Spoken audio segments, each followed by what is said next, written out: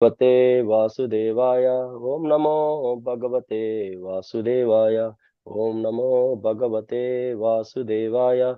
Narayanam Namaskritya Naram Cheva Narottamam Devim Saraswatim Vyasam Tato Jayam Udirayet Srinvatam Swakata Krishna Punyashravana Kirtanaha Udayantasto hi Abhadrani Vidunoti Suhritsatam नष्ट प्रायेषु अभद्रेषु नित्यं भागवत सेवया भगवते उत्तम श्लोके भक्तिर्भवति नैष्टिकी.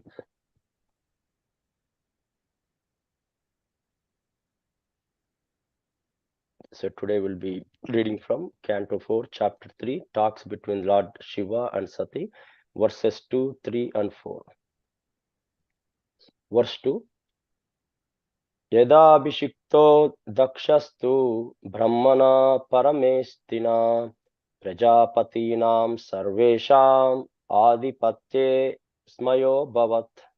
Translation and purport by His Divine Grace A.C. Bhaktivedanta Swami Srila Prabhupada ki jai. When the Lord Brahma appointed Daksha, the chief of all the Prajapatis, the progenitors of population, Daksha became very much puffed up. Purport. Although he was envious and was inimical towards Lord Shiva, Daksha was appointed the chief of all Prajapatis. That was the cause of his excessive pride. When a man becomes too proud of his material possessions, he can perform any disastrous act. And therefore, Daksha acted out of false prestige that is described in this chapter. Verse 3.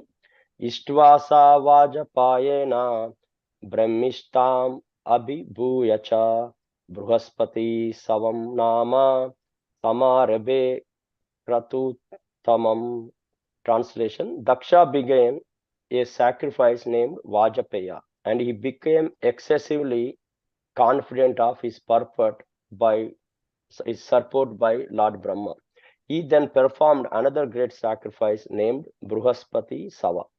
In the Vedas, it is prescribed that before performing a Bruhaspati Sava sacrifice, one should perform the sacrifice named Vajapaya. While performing these sacrifices, however, Daksha neglected great devotees like Lord Shiva. According to the Vedic scriptures, the demigods are eligible to participate in yajnas and share the oblations, but Daksha wanted to avoid them. All sacrifices are intended to pacify Lord Vishnu. But Lord Vishnu includes all his devotees. Brahma, Lord Shiva, and the other demigods are all obedient servants of Lord Vishnu.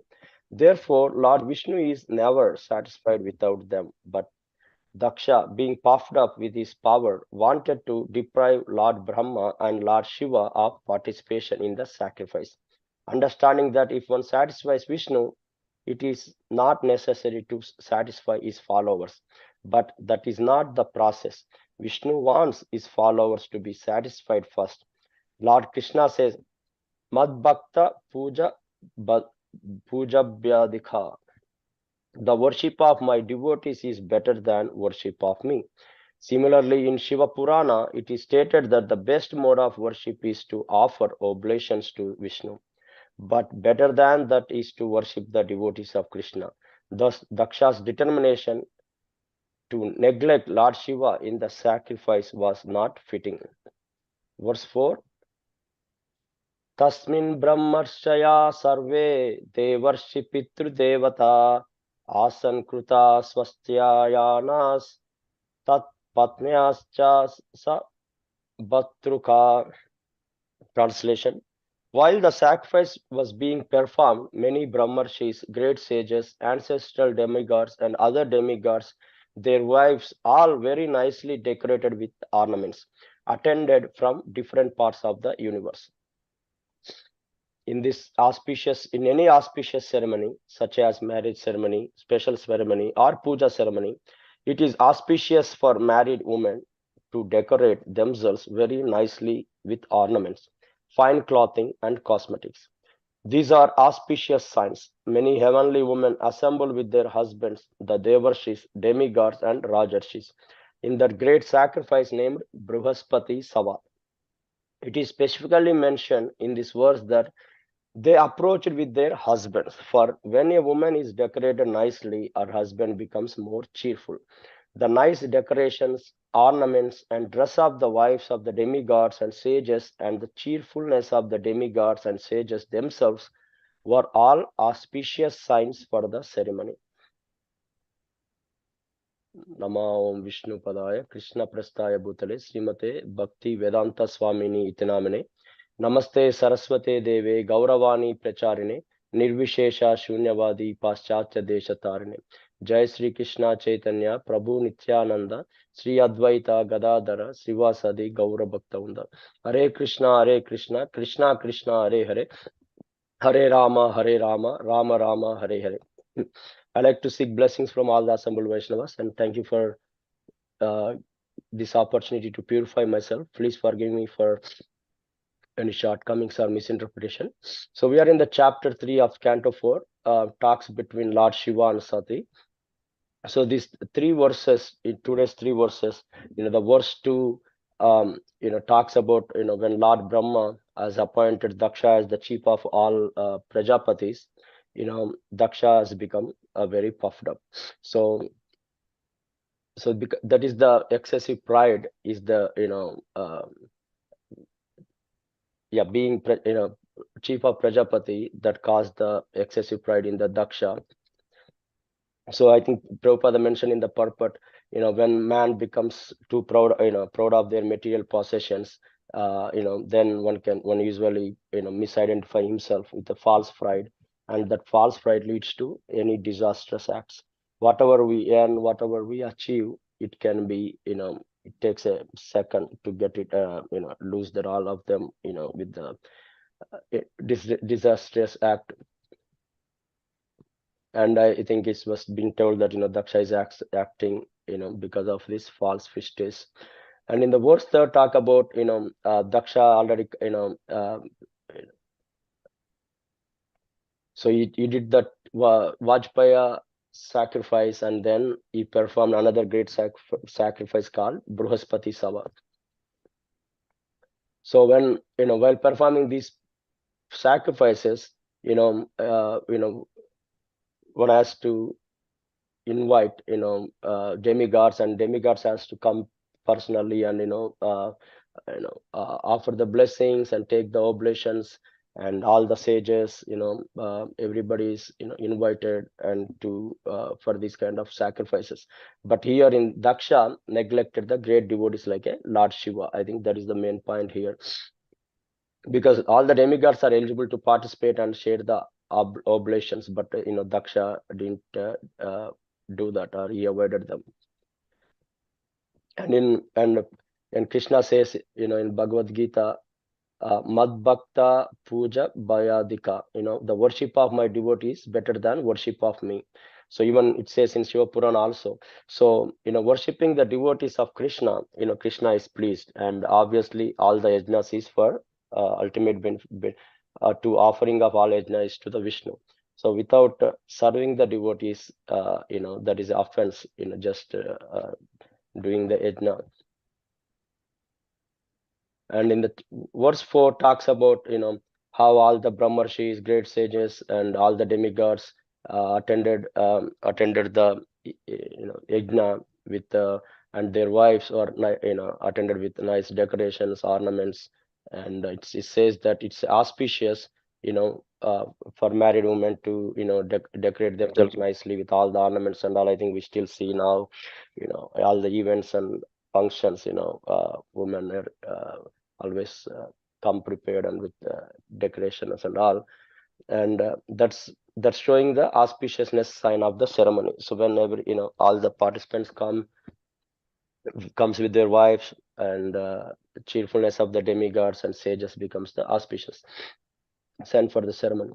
So in the Bhagavad Gita, verse 16.4 tells that pride, arrogance, conceit, anger, harshness, ignorance, these qualities belong to those of demoniac nature. So as we're talking about the pride of Daksha, pride is a one of the quality which leads to the hell. So this is the in this verse it says that the royal road to hell is described. So the demoniac wants to make show of religion, advancement in spiritual science. They don't follow the principles. They are always arrogant or proud in possessing some type of either education or wealth or position and all. I think in this case, Daksha was popped up because of his position, because he was made a head of all the Prajapatis. And coming to the serving the devotees is higher than serving the Krishna himself, because Krishna always serves his devotees, and he likes Vaishnavas to serve all the other Vaishnavas. And Prabhupada always refers bhakti as a devotional service. He doesn't simply say it's a devotion. Service is of a prime importance. Then there can be no devotion without a service. So I think that's what Prabhupada emphasized on in this ISKCON. And main thing is serving the Vaishnava, serving the Krishna. And there is a example, or there is a story about Narada Muni, right? How Narada, in the previous life, it explains the power of devotional service. So when the Narada Muni was a son of the most insignificant parentage, he was not properly educated. Still, because his complete energy was engaged in the service of the Lord, so that's how he got the mercy. So when his mother was serving the sadhus, Narada was helping her, her mother, as well as he is to eat the remnants of the food.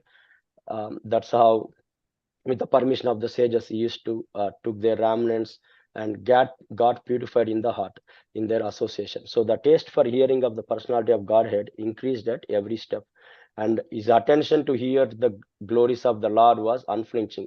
And he learned that the best remedial measure for removing all the troubles and miseries is to dedicate one's activity to the service of Supreme Lord, Sri Krishna. That when a man's activities are dedicated to the service of the Lord, and those very activities which cause the perpetual bondage become the destroyer of the tree of the work. So it is clear that service of the Lord begins with the service of the Lord's bona fide servants. So Lord says that the service of his servant is greater than his personal service. Service of the devotee is more valuable than the service of the Lord. Srila Prabhupada in the purport stresses upon importance of serving and pleasing the spiritual master and the Vaishnavas. Even King Kulashetra, a great Kulashekara, a great Vaishnava, prays to the Lord aptly in his Mukunda Mala Stotra.